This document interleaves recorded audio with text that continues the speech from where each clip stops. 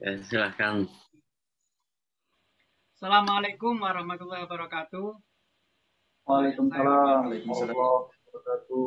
Para dosen penguji, ada Mas Ahsanul Minan, ada Mas Bahrul Amal, dan ada Muhammad Dastari Mauludi sebagai mahasiswa yang akan melaksanakan sidang munaqosyah pada sesi yang ke-7 kalau nggak salah ini ya, 7.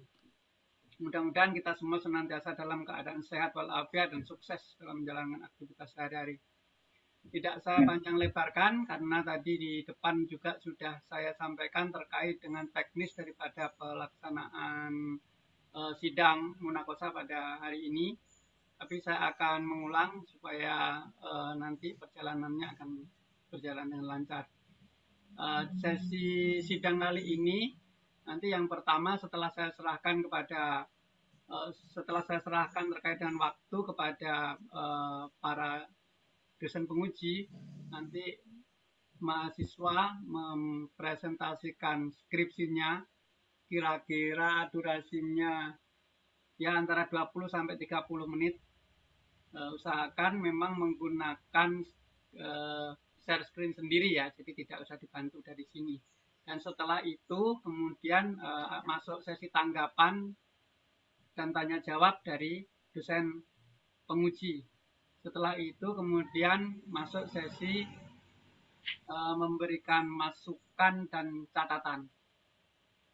Nah, saya harap walaupun demikian mahasiswa tetap membuat catatan sendiri, walaupun nanti pada akhirnya dosen penguji memberi catatan secara tertulisnya.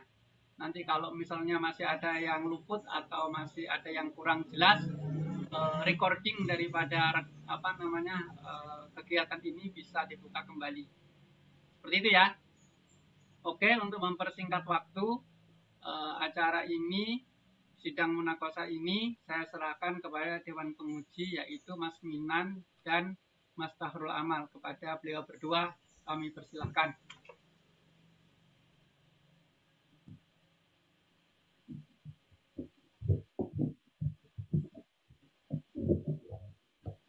Silakan dimulai aja. Langsung dimulai, Mas. Presentasi singkat maksimal berapa? Berapa menit ya? 5 ya? 15 sampai 20 menit, Mas. Nggak usah terlalu panjang. Make co-host ya. 10 menit aja ya, 10 menit. Oke. Mas Dastari sudah saya jadikan co-host, bisa langsung share screen.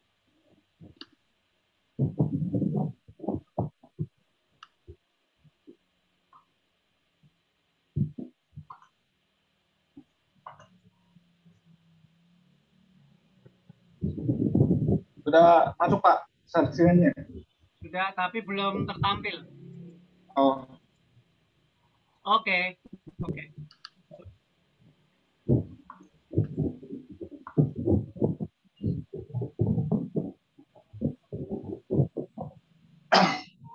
Mohon izin sebelumnya suara saya terdengar jelas Pak? Jelas. Baik. Assalamualaikum warahmatullahi wabarakatuh. Waalaikumsalam warahmatullahi wabarakatuh. Alhamdulillahirrabbilalamin. Wassalatu wassalamu ala asrofil anbiya wal mursalin wa ala alihi wa sahbihi ajmain. Amma ba'du. Rabbi shrah li sadri wa yassir li amri wahlul 'uqdatam min lisani yafqahu qawli. Baik, sebelumnya yang terhormat pada Sekprodi, Pak Anik, para dosen penguji, Pak Minan dan Pak Amal. Sebelumnya saya perkenalkan diri, nama saya Muhammad Dastari Mauludi dan judul dari karya ilmiah saya yaitu Legalitas Badan Pengawas Pemilihan Umum Kabupaten Kota, Studi Putusan Mahkamah Konstitusi nomor 48 PUU XP 11/2019. Baik, langsung ini secara garis besar daftar isi yang akan saya sampaikan. Ini disesuaikan dengan skripsi yang saya buat. Langsung ini di pendahuluan untuk latar belakang sendiri. Jadi pada tahun 2020 Mahkamah Konstitusi mengeluarkan putusan MK nomor 48, yaitu tentang berubahnya frasa Panwaslu Kabupaten Kota menjadi Bawaslu Kabupaten Kota, yang merubah juga secara legalitas dan nomenklatur yang ada di Badan Pengawas Pemilu Kabupaten Kota. Dengan demikian, ini yang menjadi latar belakang saya untuk meneliti kasus tersebut dan menjadi tema skripsi saya. Lanjut, dan ini rumusan masalah yang saya dapati dari kasus tersebut. Pertama, adanya tumpang tindih hierarki peraturan perundang-undangan antara Undang-Undang Nomor 10 Tahun 2016, yaitu Undang-Undang Pilkada, dengan Undang-Undang Nomor 7 Tahun 2017, yaitu Undang-Undang Pemilu. Lalu yang kedua, yaitu tentang legalitas Bawaslu Kabupaten Kota yang masih ad hoc atau sementara jika frasa Panwaslu masih digunakan di dalam Undang-Undang Nomor 10 Tahun 2016 atau Undang-Undang Pilkada. Yang jadi pertanyaan skripsi saya yaitu bagaimana alasan Bawaslu mengajukan uji materi di Undang-Undang Nomor 10. Lalu yang kedua, bagaimana legalitas pasca dikeluarkannya putusan tersebut. Dan ini tujuan skripsi saya yaitu menganalisa putusannya. Terus yang kedua, bagaimana legalitas Bawaslu setelah pascanya. Langsung ini manfaat teoritisnya. Ya, pertama untuk memberikan sumbangan pemikiran, terus yang kedua kontribusi juga. Untuk manfaat praktis, ini juga bisa bisa menjadi rujukan untuk Bawaslu Kabupaten Kota dan pihak-pihak yang terkait. Langsung ini kajian teori tentang skripsi saya. Ini ada 4, yaitu pertama tentang legalitas, pengawasan dalam pemilu, dan Bawaslu serta putusan. Jadi legalitas itu secara etimologi atau secara bahasa itu artinya legal secara bahasa Latin, legal atau legi. Kalau di bahasa Inggris lex atau law. Sebetulnya legal dengan law itu sebetulnya sama-sama hukum kayak gitu. Tapi kalau dari KBBI, Kamus Besar Bahasa Indonesia, ini lebih bahwa perihal keadaan atau keabsahan. Jadi hukum dengan legalitas itu sendiri diartikan beda di Kamus Besar Bahasa Indonesia, tapi secara umum sama-sama adalah hukum dan undang-undang. Jadi saya juga menggunakan teori dari Fernando Manulang, yaitu salah satu penulis buku tentang legalitas, legisme, legalitas dan legisme. Jadi dia mengatakan bahwa legalitas adalah sebuah kepastian hukum dalam penegakan hukum.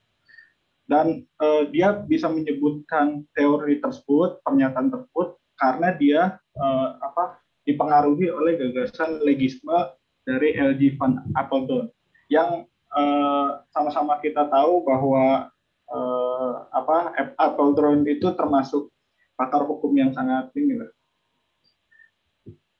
Nah, ini yang dimaksud dengan legisme atau faktor-faktor bagaimana sebuah legalitas itu dibentuk.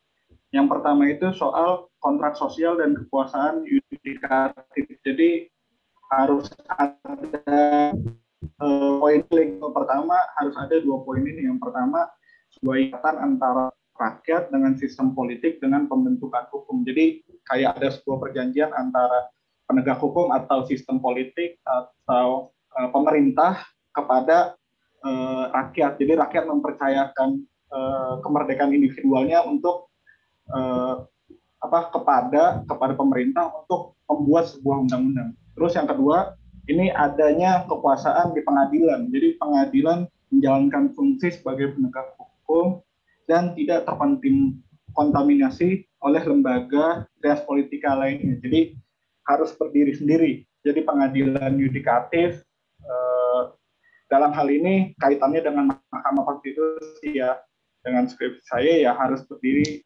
sendiri.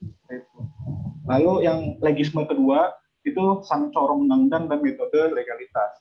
Jadi sang corong undang-undang ini merujuk kepada seorang hakim. Jadi hakim adalah sang corong undang-undang. Lalu yang kedua, metode legalitas itu biasanya adanya sebuah hukuman atau sanksi dan pembuktian adalah sebagai dasar hukum kepastian hukum.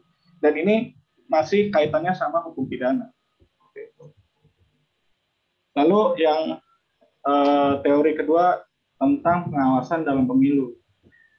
Jadi saya mendapatkan teori tentang pengawasan dalam pemilu itu dapat dari bukunya dosen kita, kaprodi kita itu dari Pak Muhtar Said yang berjudul Asas Hukum Administrasi Negara. Jadi beliau menyatakan ada beberapa teori yang menyebutkan bahwa pengawasan dalam pemilu itu akan menunjukkan bagaimana pemerintah itu baik atau tidaknya. Jadi saya mengambil 3 teori. Yang pertama di George R. Terry, bahwasanya pengawasan adalah menentukan harus dicapai, evaluasi dan menerapkan. Ini mohon maaf karena layarnya tertutup sebelah, jadi nggak kelihatan tulisan sebelahnya. Sebentar.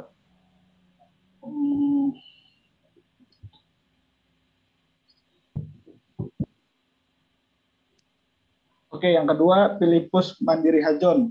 Jadi beliau menyebutkan bahwa hubungan di antara tingkat-tingkat dalam pemerintahan harus dibedakan antara hubungan vertikal dengan horizontal. Nah, yang dimaksud dengan pengawasan ini ada dua pihak. Jadi dari atas ke bawah mengawasi, dari kiri kanan juga mengawasi. Jadi masyarakat juga bisa mengawasi sebuah pemerintahan.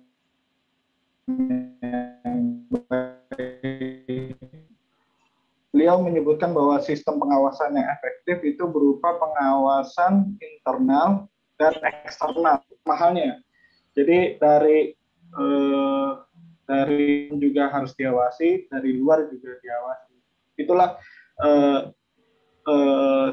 penjelasan singkat tentang pengawasan dalam pemilu dan teori yang saya ambil dari bukunya Bu Said. Lanjut untuk Badan Pengawas Pemilu sendiri, jadi pengertian tentang Badan Pengawas Pemilu ada di Undang-Undang Nomor 7 Tahun 2017, itu bab 1 pasal 1 ayat 17 tentang pengertian Bawaslu itu sendiri. Jadi undang-undang tersebut atau pasal tersebut menyebutkan bahwa Badan Pengawas Pemilu yang selanjutnya disebut Bawaslu adalah lembaga penyelenggara pemilu yang mengawasi penyelenggaraan pemilu di seluruh wilayah negara Kesatuan Republik Indonesia. Itu pengertian tentang Badan Pengawas Pemilu yang saya ambil dari Undang-Undang Pemilu. Lalu ini tentang putusan. Jadi putusan itu menurut Erindra ada 2, yaitu putusan selah, lalu yang kedua putusan akhir.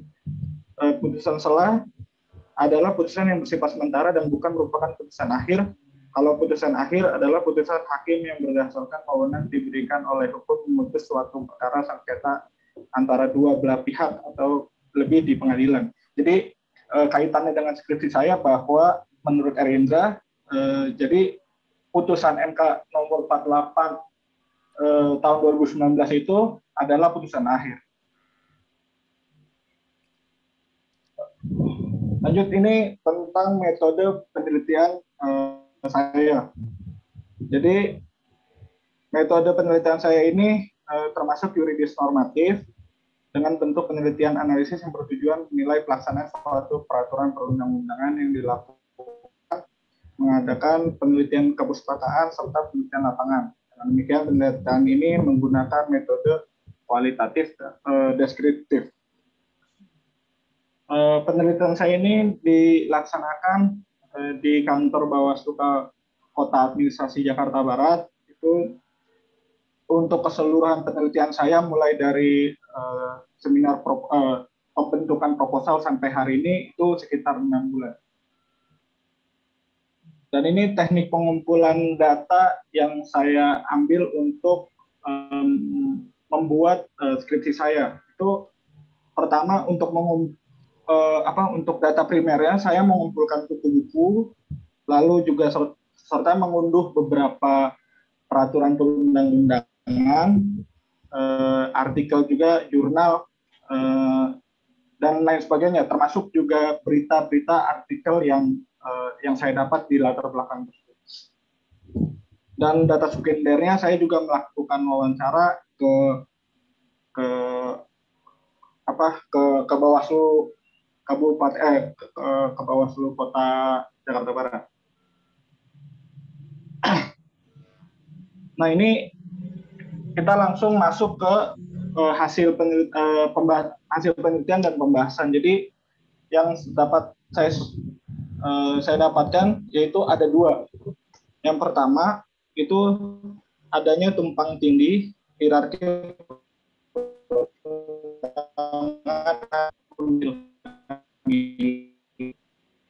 Bawaslu Kabupaten Kota yang masih bersifat ad hoc jika frasa Panwaslu masih digunakan di Undang-Undang Pilkada.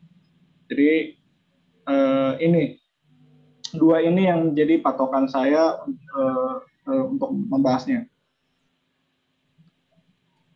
Nah, di putusan MK tersebut, jadi ada poin di pertimbangan hukum itu pada halaman 59.3122 itu bahwa yang menjadi tumpang tindih adalah bahwa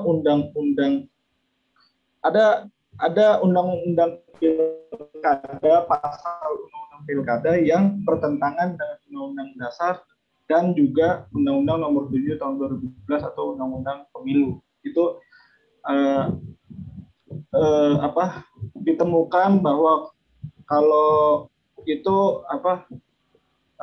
bertentangan dengan Undang-Undang Dasar dan Undang-Undang Pemilu. Dan di poin 59 ini itu dikategorikan menjadi 3 norma. Nah, norma pertama yang dianggap inkonstitusional atau bertentangan dengan Undang-Undang Dasar atau Undang-Undang Pemilu, yang pertama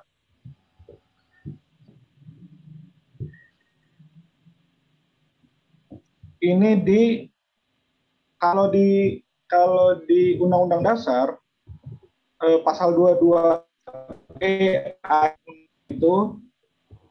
itu menyebutkan bahwa pemilihan umum diselenggarakan oleh sebuah komisi pemilihan umum. Nah, terkait dengan frasa komisi pemilihan umum dimaknai merujuk pada fungsi penyelenggaraan pemilihan umum yang bersifat nasional, tetap, dan mandiri. Nah, ini yang jadi garis bawah adalah itu tetap dan mandiri. Tapi kalau misalnya Bawaslu masih menggunakan undang-undang pilkada yang frasanya masih Panwaslu untuk melaksanakan misalnya pilkada, itu dianggap inkonstitusional atau bertentangan dengan Undang-Undang Dasar. Lalu norma kedua ini ditemukan bahwa ini masih tentang frasa Panwas Kabupaten Kota yang dimaknai dengan Badan Pengawas Pemilu Kabupaten Kota. Nah, ini perbedaan tentang jumlah anggota Bawaslu Provinsi dan jumlah anggota Bawaslu Kabupaten Kota yang tidak sesuai di Undang-Undang Pilkada dengan Undang-Undang Pemilu. Jadi kalau di Undang-Undang Pemilu itu jelas bahwa di kota itu jumlahnya ada 5, di provinsi itu jumlahnya ada 7. Tapi di Undang-Undang Pilkada menyebutkan bahwa anggota Bawaslu itu berjumlah di kota itu cuma 3 dan di provinsi tetap 7. Jadi itu yang dianggap inkonstitusional atau bertentangan atau tumpang tindih di Undang-Undang Nomor 7 Tahun 2011. Lalu ini di norma ketiga. Jadi ini tentang substansi pengawas pemilu. Nah, ini yang jadi jawaban bagaimana kalau misalnya undang-undang pilkada itu masih digunakan di beberapa pasal jika frasa Panwaslu itu masih digunakan. Maka dari itu tidak berkekuatan hukum selama tidak dimaknai dengan Badan Pengawas Pemilu Kabupaten Kota. Jadi kalau misalnya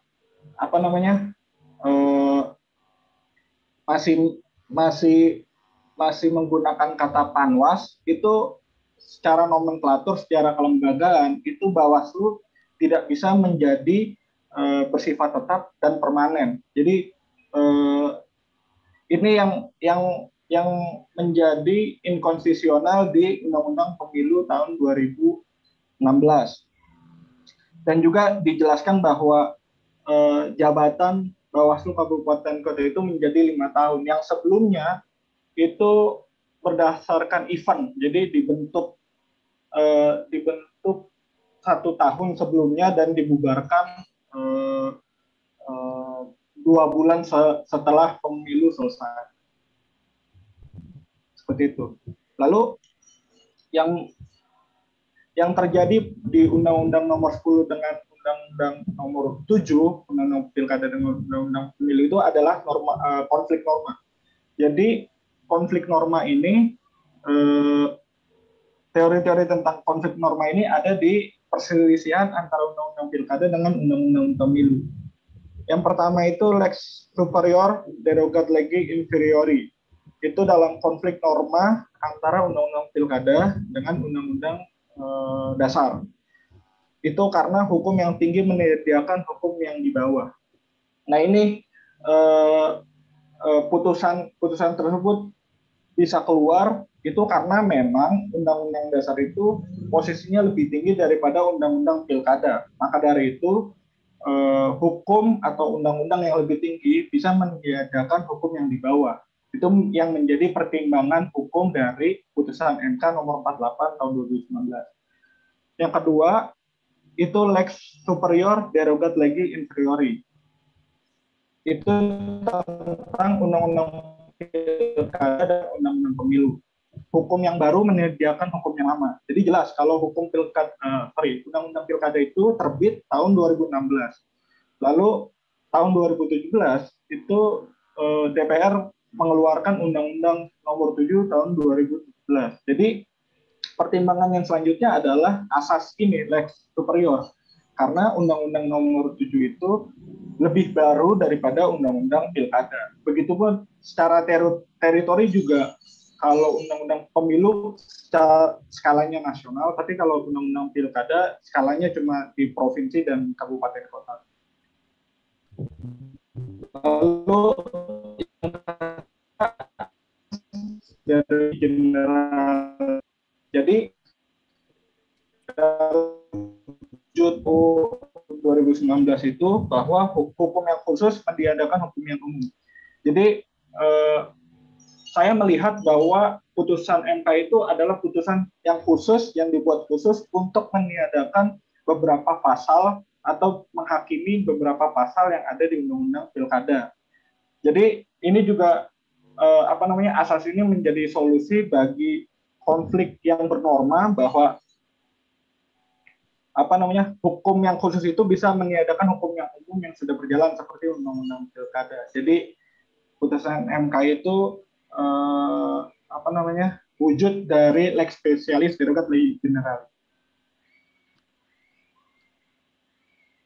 Lalu ini hasil penelitian dan pembahasan yang kedua itu tentang legalitas Bawaslu Kabupaten Kota. Ini juga tentang pertimbangan hukum yang ada di dalam putusan tersebut.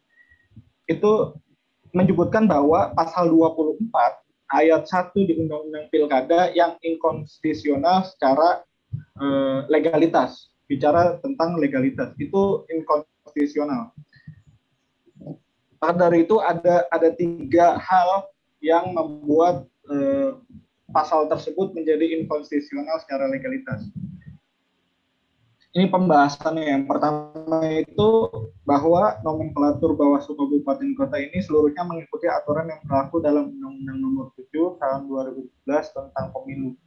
Jadi pasal 24 itu menyebutkan bahwa kalau nomenklatur, kalau misalnya frasanya masih menggunakan panwas, berarti Bawaslu Kabupaten Kota itu tidak bisa mengikuti aturan yang ada di Undang-Undang Nomor 7 Tahun 2017 secara nomenklatur atau legalitas.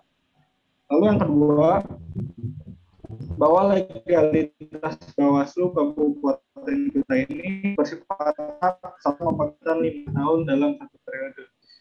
Nah, ini adalah sebuah perubahannya bahwa sebelumnya Bawaslu Kabupaten itu masih bersifat ad hoc, lalu memegang jabatan cuma per event, jadi dibentuk sebelum setelah tahapan dibubarkan. Lalu yang ketiga, anggota Bawaslu Kabupaten Kota itu berjumlah 5 serta dalam mekanisme pengisian jabatan dilakukan melalui tim seleksi yang dibentuk oleh Bawaslu RI. Jadi di Panwas itu dulunya itu berjumlah 3, lalu perbedaannya adalah pengisian jabatan pas lagi dibentuk itu dibentuk oleh Bawaslu Provinsi. Panwas Kabupaten Kota itu dibentuk oleh provinsi, sedangkan yang sekarang itu dibentuk dan di-SK-kan oleh Bawaslu RI.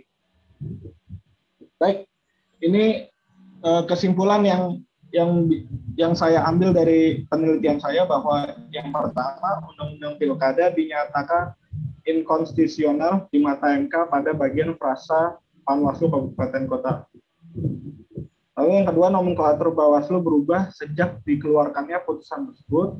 Yang ketiga, tugas, fungsi, dan wewenang Bawaslu Kabupaten Kota tetap sama. Yang keempat, sifat kelembagaan Bawaslu tetap menjadi jumlah anggota menjadi 5 dan tidak lagi dibentuk oleh Bawaslu Provinsi. Dan ini ada saran dari saya untuk pihak-pihak terkait yang berkaitan dengan Bawaslu ataupun pembentukan sebuah undang-undang. Yang pertama, harus adanya pengawasan terhadap undang-undang yang bersifat politis yang berpotensi mengesampingkan poin-poin tertentu.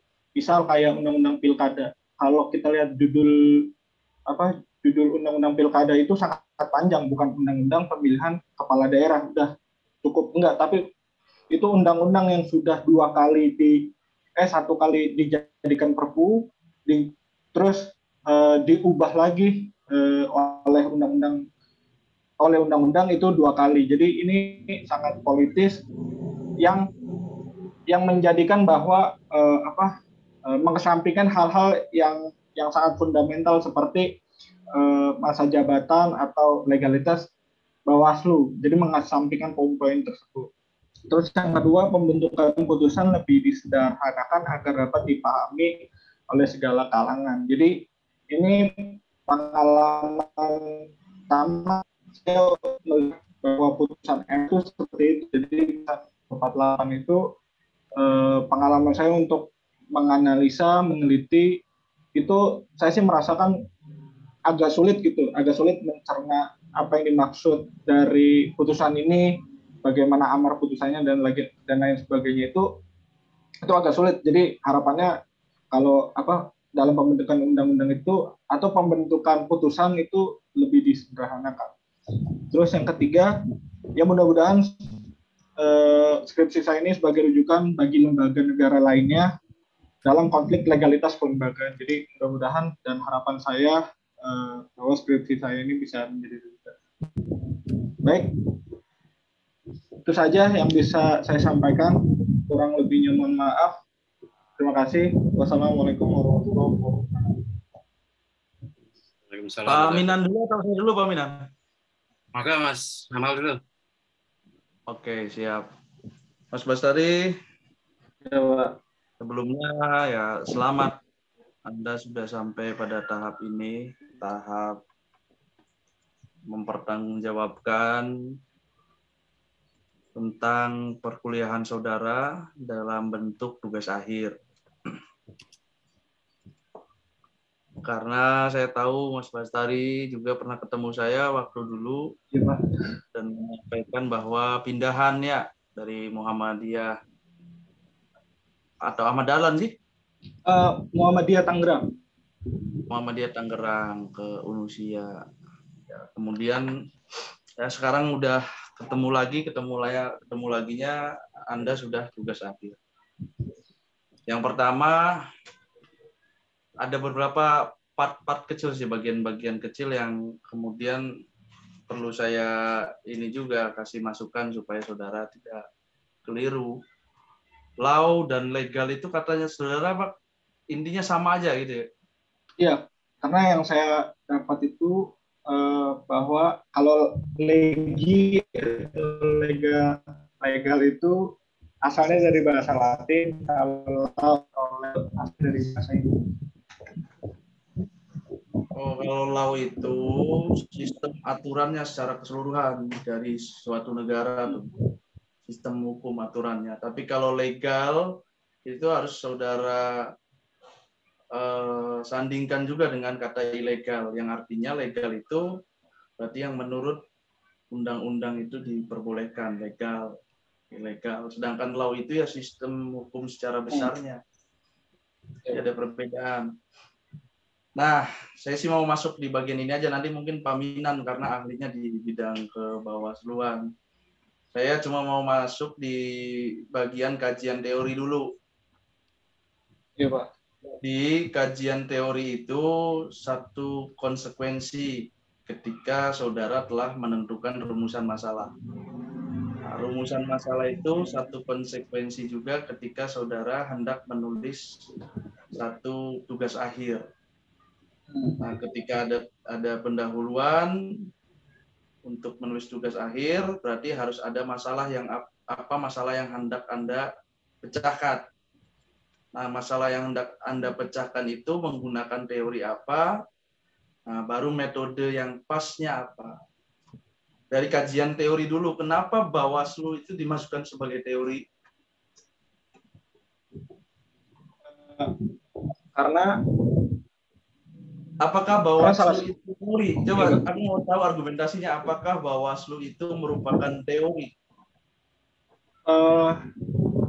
Karena ini Pak, karena sumber data yang saya dapat salah satunya kan peraturan perundang-undangan. Jadi yang saya tanyakan, kenapa saudara menyebut bahwa Bawaslu itu sebuah teori? Ya sebetulnya ya bukan teori sih Pak. Cuma saya ingin menjelaskan aja bahwa di peraturan perundang-undangan khususnya di undang-undang itu menjelaskan pengertian tentang badan pengawas organisasi.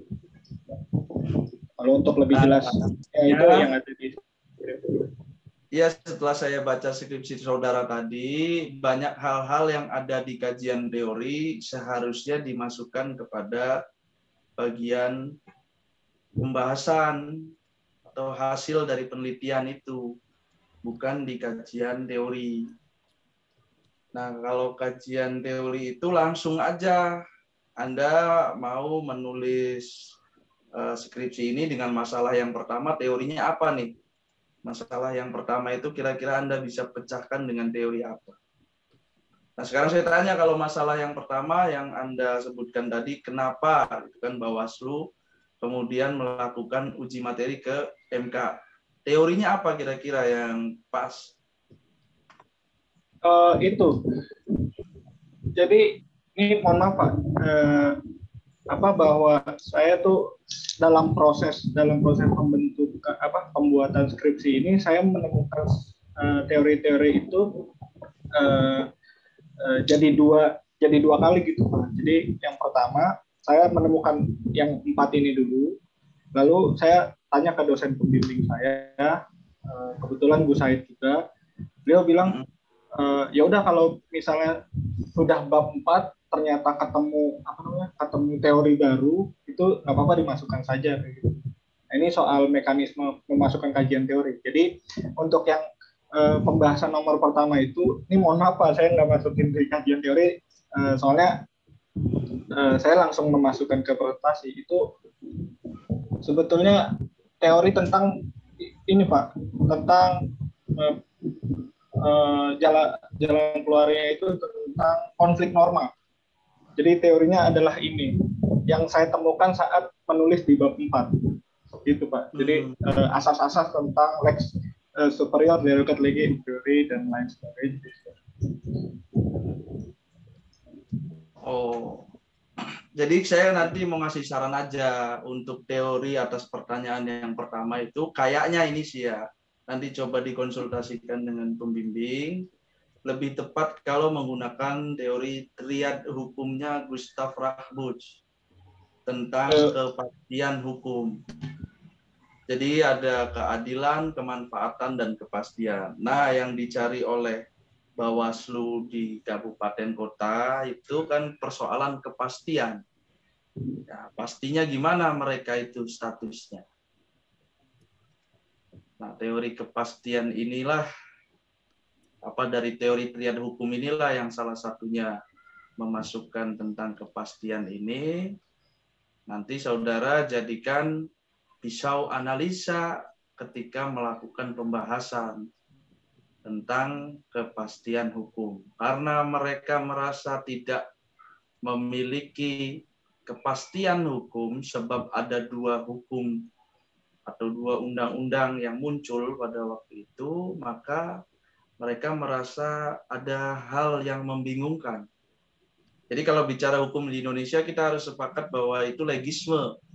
Bentuknya maksudnya undang-undang. Karena sudah dijelaskan di dalam aturan pembentukan peraturan perundang-undangan. Nah, itu coba saudara nanti pakai kajian itu dikaji. Nah, yang kedua juga permasalahan yang kedua, saudara teorinya apa? Karena saya nggak nemuin grand teori, maka saya coba tanya satu persatu aja. Kedua itu kan saudara mempertanyakan legalitas. Nah, tentunya legalitas itu kemudian saudara peroleh, kalau saya lihat di skripsi, karena adanya putusan MK. Nah, kalau putusan itu kan berarti sifatnya adalah interpretasi daripada hakim. Nah, makanya saudara kayaknya bagus kalau nanti ditambah bacaannya tentang interpretasi hukumnya Ronald Dworkin. Nanti saya chat lah. Nah, di situ baru saudara kaji tentang original intent. Nanti ada original intent teori dan original meaning teori. Yang dari teori-teori tersebut, Anda bisa menganalisis bahwa putusan MK itu final and binding. Dari final and binding itulah maka muncul di dalam administrasi negara status Bawaslu pasca putusan itu. Karena saya di kajian teori kok ada kajian teori Bawaslu, emang Bawaslu sekarang sudah jadi sebuah teori, saya bingung di situ. Nggak tahu mungkin apa karena Pak Anik udah membuat teori Bawaslu, Badan Pengawas Pemilu gitu. Jadi itu aja tadi yang awalnya menanyakannya barangkali karena saya kurang up to date di dalam ini sehingga sudah menjadi teori ya nggak tahu. Lalu, nah kemudian juga yang saudara tulis di kajian teori terkait pertimbangan-pertimbangan itu, sebenarnya itu nggak harusnya dimasukkannya di hasil penelitian karena hasil penelitian sedikit sekali dan kurang analisanya. Nah, saudara tuh menggunakan metodologinya apa memang? Yuridis kualitatif, Pak. Yuridis kualitatif. Itu yuridis kualitatif dari kualitatif. Enggak, kalau secara hukumnya nih. Iya, kualitatif. Yuridis normatif atau yuridis empiris atau sosiolegal atau apa mixed method atau apa? Yuridis normatif, Pak. Yuridis normatif. Berarti yuridis normatif itu Anda menggunakan pendekatannya kasus ya, case. dengan didukung kepustakaan juga, Pak. Ya, studinya kepustakaan. Terus juga di dalam penelitian saudara tadi, yang saudara sampaikan, kalau putusan MK itu masuk di dalam kategori lex specialis derogat legi generalis. Itu argumentasinya gimana?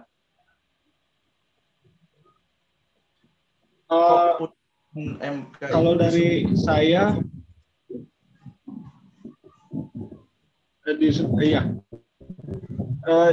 Definisi lex spesialis lex spesialis terus secara singkatnya bahwa hukum yang khusus itu meniadakan hukum yang umum. Nah, sekarang itu secara singkat. Apakah putusan MK itu disebut hukum kalau di dalam definisi yang ada di 12/2011?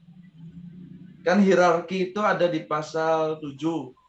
Nah, ada nggak di hierarki itu menyebutkan bahwa putusan itu hukum? Sehingga Anda bisa menyebut itu lex spesialis.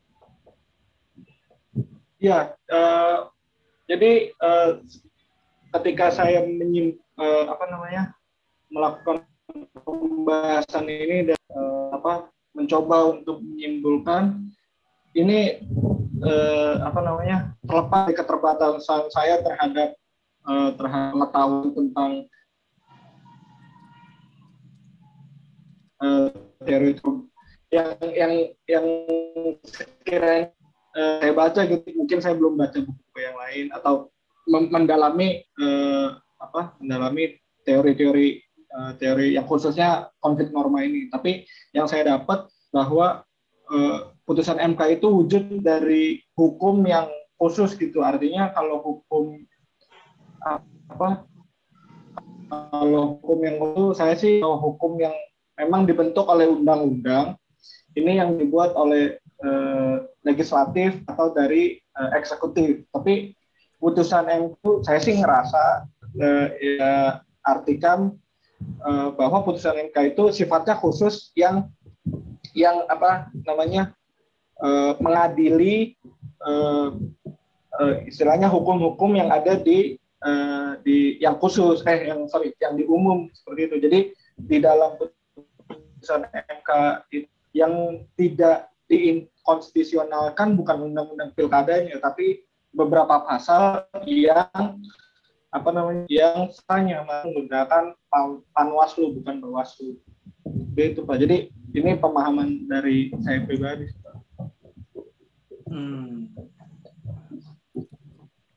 Berarti menurut pemahaman kamu, MK ketika dia menafsirkan hukum, kemudian menafsirkan satu aturan, kemudian aturan itu telah ditafsirkan, aturan itu jadi lex spesialis. Itu maksudnya saya, Pak. Oh, jadi lex spesialis. Derogat legi generalis. Dikira saya Anda akan mengeluarkan argumentasi terkait wewenang hakim di negara dengan tradisi common law, di mana dia menggunakan pembuktian yang sifatnya co-infection in time, sehingga muncul istilah judge made law atau hakim itu membuat hukum. Dan putusan MK itu kan kalau pakai teori itu jadinya hukum. Kalau hukum kemudian disebut lex spesialis derogat legi generalis. Meskipun itu juga tidak tepat. Karena kalau di Indonesia tadi asas legisme bahwa hukum itu harus tertulis, dan yang tertulis itu adalah undang-undang, dan undang-undang itu jenisnya di pasal 7. Adapun peraturan-peraturan lain yang diakomodir ada di pasal 8. Dan tidak ada di situ memasukkan definisi bahwa putusan itu putusan itu kemudian disebut sebagai hukum. Nah, sehingga kalau menggunakan asas spesialis derogat legi generalis, menurut saya kurang tepat. Lebih tepatnya ya tadi, karena putusan MK itu menurut teori interpretatifnya Ronald Dworkin dengan original intent, yang di dalamnya ada original intent teori dan original meaning teori itu, sehingga memunculkan bahwa putusan itu bersifat final and binding. Itu lebih tepat untuk dimasukkan. Apalagi tadi ada istilah lex superior, derogat lex inferior. Saudara malah bilang itu aturan yang baru mengesampingkan aturan yang lama. Padahal itu aturan yang lebih tinggi harus diutamakan daripada aturan yang di bawah. Nanti di kajian yang lebih lengkap, nah, sekarang ini adalah panggungnya Pak Ketua Bawaslu RI yang baru, Pak Minan. Sekian dari saya. Wassalamualaikum warahmatullahi wabarakatuh. Monggo Pak Minan untuk membahas skripsi Pak Minan.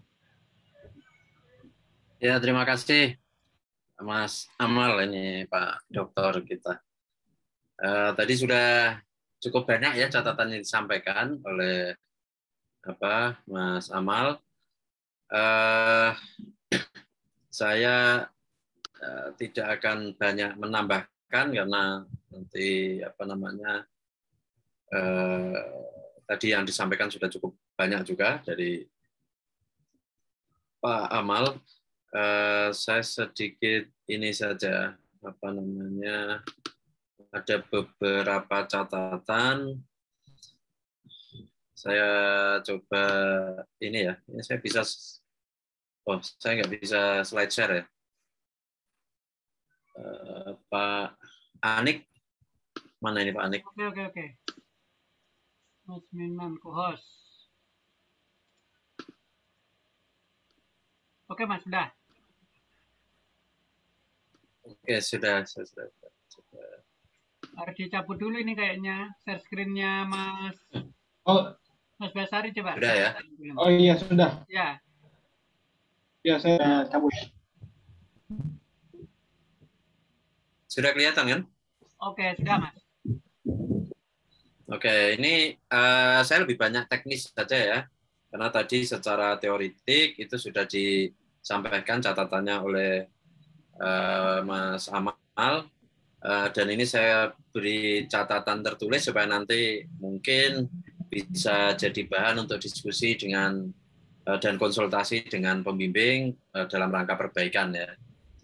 Jadi yang pertama, kelihatan ya ini ya. Jadi yang pertama ini secara teknis ini terlalu banyak kutipan langsung.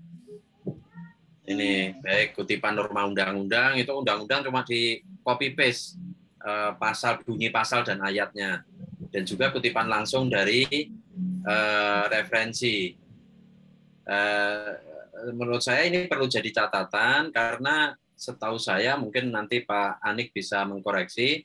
Setahu saya kebijakan kampus saat ini akan menerapkan tes kemiripan atau uji kemiripan untuk mengecek tingkat plagiarismenya, uji pakai aplikasi Trunitis gitu kan ya.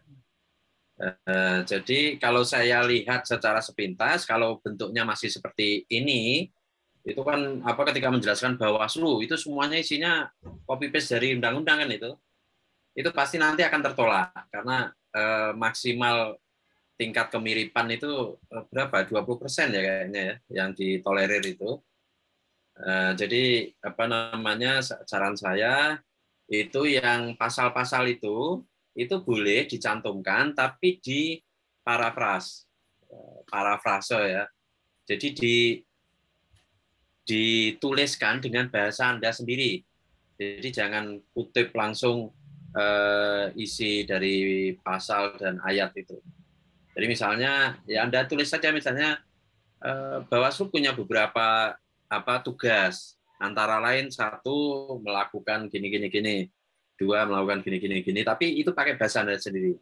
Terus nanti di referensinya di footnote lihat pasal sekian, ayat sekian, Undang-Undang 7 tahun 2017 atau Undang-Undang 1 tahun 2015, misalnya semacam itu. Termasuk juga ketika Anda mengutip dari tulisan para sarjana gitu ya, itu sebaiknya jangan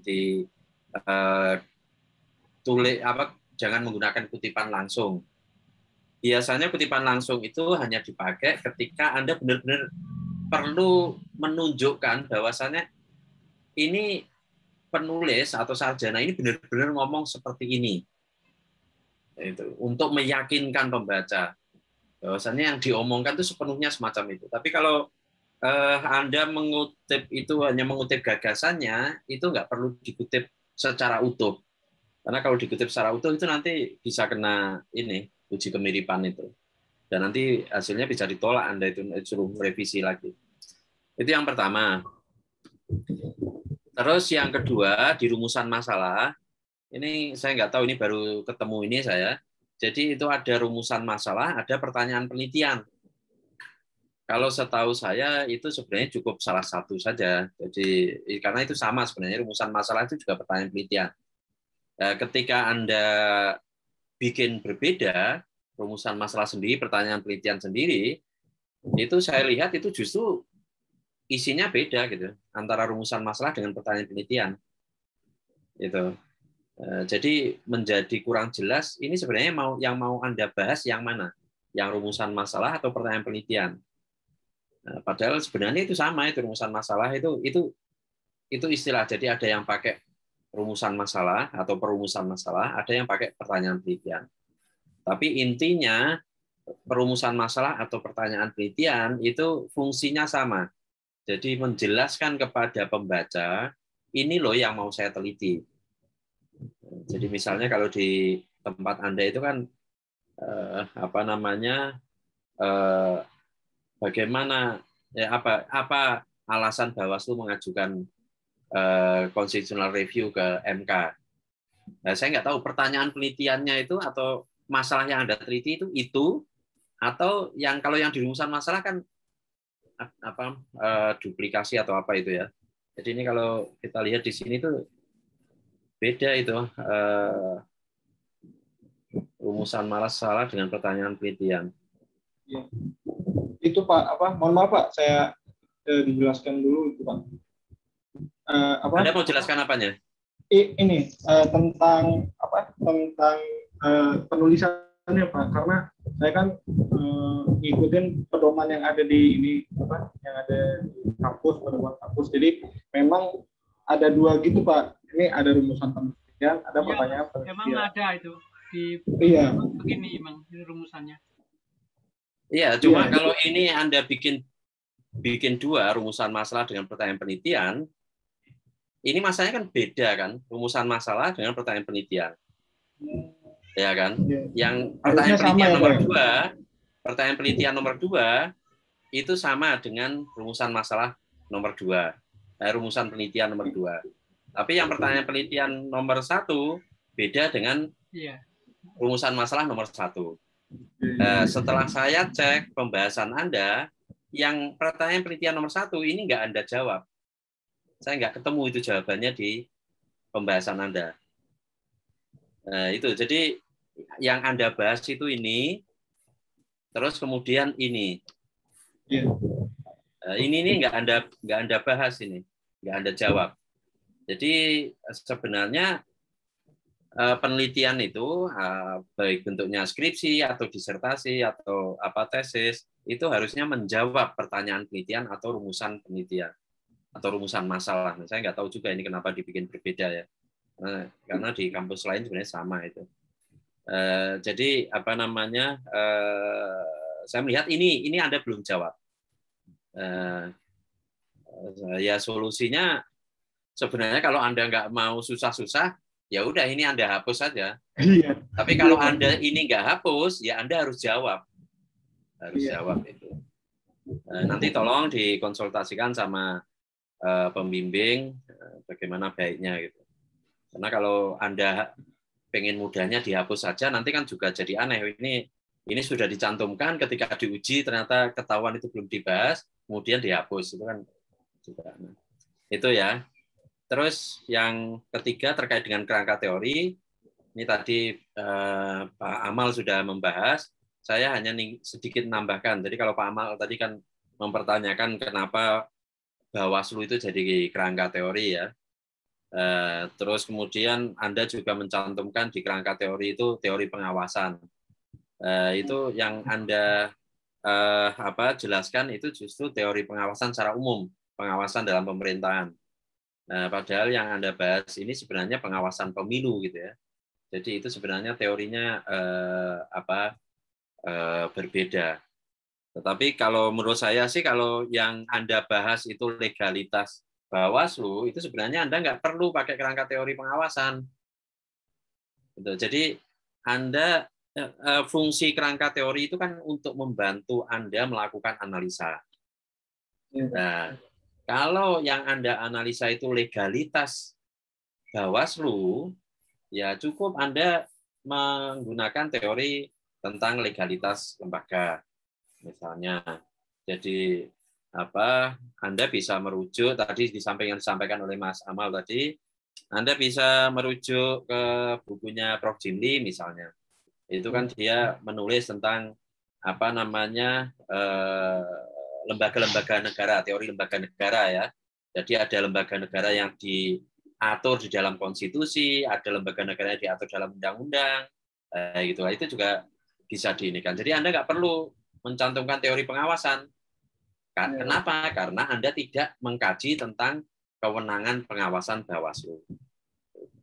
Jadi nggak perlu dicantumkan, karena nanti kalau dicantumkan ditagih sama penguji dan juga sama pembaca. Loh, ini mencantumkan teori pengawasan ternyata di pembahasan nggak dipakai gitu teori. Nomor 4 ini terkait dengan penelitian terdahulu atau novelty. Ini saya lihat penelitian terdahulu yang Anda cantumkan itu nggak relevan sama tema penelitian Anda. Penelitian terdahulu yang Anda cantumkan di sini kan tentang mana ya penelitian terdahulu ini? Halaman berapa itu penelitian terdahulu itu? Paling atas Pak, paling atas itu masih di pendahuluan. Kalau ada navigasi enak, saya udah buat navigasinya. Bukan, itu di sini halaman 76. Iya. Anda nggak hafal sama skripsi Anda sendiri. Jadi di sini di penelitian terdahulu Anda cantumkan ini penelitiannya Somaya Permata Hati, kajian hukum terhadap legalitas perusahaan gadai. Ini nggak ada hubungannya dengan skripsi Anda. Itu benar pakai sama-sama legalitas, tetapi ini perusahaan gadai. Itu. Dan isunya masalah perusahaan gadai yang belum terdaftar. Jadi nggak ada hubungannya dengan Bawaslu. Terus kemudian yang kedua ini analisis judicial MK tentang pengujian pasal 22 tahun 7 tentang syarat presidensial threshold. Ini juga nggak ada hubungannya dengan tema skripsi Anda. Nah, kenapa menurut saya itu perlu diperbaiki? Karena sebenarnya tinjauan penelitian terdahulu bagian ini fungsinya itu untuk menunjukkan kepada pembaca, kepada penguji, apakah penelitian Anda ini merupakan penelitian yang baru atau penelitian yang melanjutkan penelitian sebelumnya. Jadi di sini ini Anda tunjukkan apakah ada orang lain yang sudah meneliti terkait dengan isu yang sama atau topik atau judul yang sama. Itu. Saya misalnya tadi itu coba browsing di Google, ini menemukan ini. Ternyata ini ada skripsi. Oh ada Pak. Justru saya waktu searching itu malah nggak ketemu Pak. Makanya saya cari yang legalitas sama yang ada putusannya. Begitu. Saya itu nanti kalau searching itu kamu harus pas masukkan kata kunci di Google. Jadi nanti Anda harus lihat ini sama nggak skripsi Anda dengan skripsinya Andi Ilham ini. Karena kalau sama itu nanti Anda bisa dituduh plagiarisme. bisa dianggap ya. Kenapa? Karena skripsinya Andi Ilham ini dia sudah diuji tahun 2020. Jadi udah duluan. Kalau Anda tidak sebutkan di dalam tinjauan penelitian terdahulu itu, Anda bisa dituduh plagiasi atau mencontek gitu ya. Nah, tapi kalau Anda sebutkan ini sebelumnya sudah ada penelitian ini dengan judul yang sama, kan judulnya hampir sama kan ini. Tapi Anda jelaskan, oh tapi saya menggunakan teori yang berbeda, saya menggunakan metode yang berbeda sehingga hasil kesimpulannya juga berbeda, ya semacam itu. Jadi itu yang kedua ini saya temukan ini di penelitian tapi di jurnal ya. Ini jurnalnya Badan Pembinaan Hukum Nasional. Ini juga topiknya sama, problematika putusan MK nomor 48 terkait pelibatan Bawaslu dalam pengawasan pilkada. Ini sama. Jadi menurut saya itu perlu diperbaiki. Ini saya sudah cantumkan ininya ya. Saya sudah cantumkan linknya, nanti coba dibaca, kira-kira sama atau berbeda. Kalau sama isinya dengan yang punya Anda, ya berarti Anda harus mengulang. Kenapa? Karena sudah ada penelitian sebelumnya isinya sama. Anda bisa mengulang dengan menggunakan landasan teori yang berbeda atau gimana. Tapi misalnya ini terutama sama yang skripsi ini ya, yang tadi itu, karena judulnya sama. Itu yang Andi Ilham itu, Pak? Ya. Nah itu nanti Anda baca, apakah kesimpulannya sama, terus kemudian apakah landasan teorinya sama. Kalau sama ya berarti Anda karena belakangan menelitinya, Anda bisa mencoba mengcounter, membantah dengan landasan teori yang berbeda misalnya. Tapi kalau ternyata memang landasan teorinya sudah berbeda, ya nanti Anda harus jelaskan di bagian penelitian terdahulu ini bahwasannya ini sudah pernah ada penelitian di Universitas di Makassar dengan judul yang sama tahun 2020. Dia menggunakan teori ini, itu jelaskan. Dia menggunakan teori ini dan kesimpulannya seperti ini.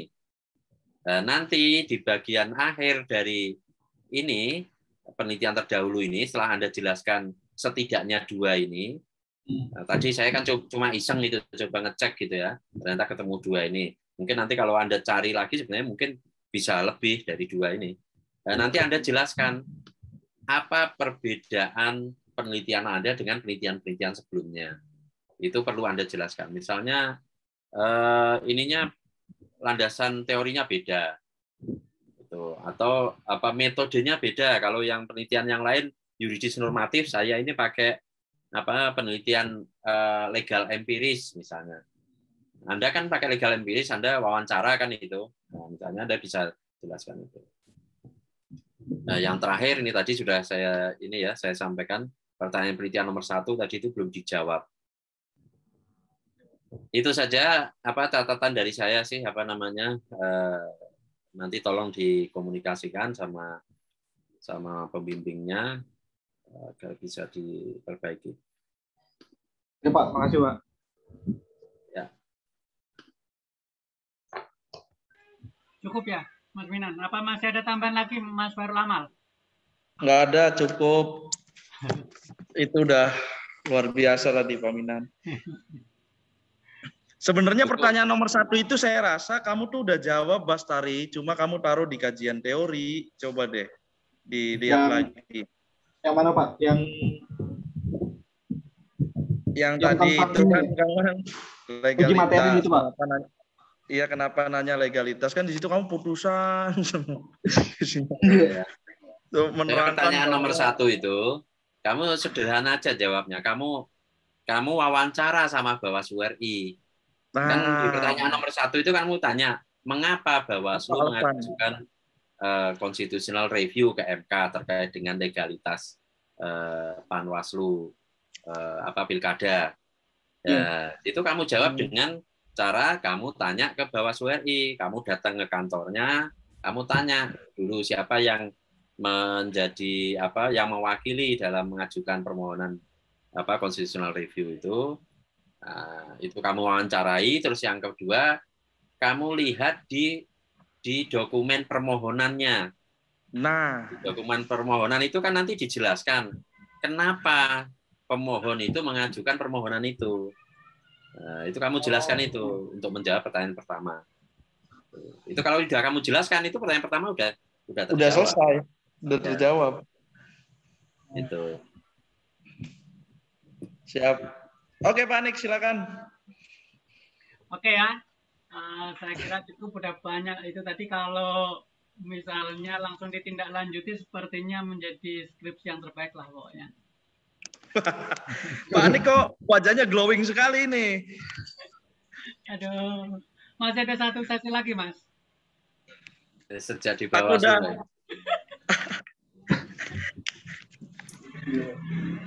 Oke ya, silakan ya. Jadi nanti ini akan ada catatan dari Mas Farul Amal dan Mas Minan, nanti bisa disampaikan langsung ke Mas Basari atau nanti melalui saya. Kalau melalui saya langsung saya kasihkan setelah selesai acara ini. Tapi kalau ini saya share di grup di chat juga ya, biar cepat. Oke, Mas. Oke. Terus kemudian nanti kalau misalnya masih belum jelas ya bisa dibuka kembali ini recordingnya. Ya, Mas Basari ya. Ya, siap, siap. Saya kira cukup. Makasih, Pak. Nah, ini sudah jam 5. Sudah tinggal sesi terakhir. Kalau nggak salah, saya ucapkan terima kasih kepada Mas Minan, Mas Farul Minan. Sama Ya, itu sudah saya share ya di chat ya. Sama Mas Pak Minan, itu gimana komposisinya? Terakhir itu apa? Foto dulu kayaknya Mas ini, Mas. Nah, foto dulu. 1, 2, 3. Oke. Udah ya. Terima kasih. So, Mas Tari silakan live dulu, Mas Anik recording ditutup dulu.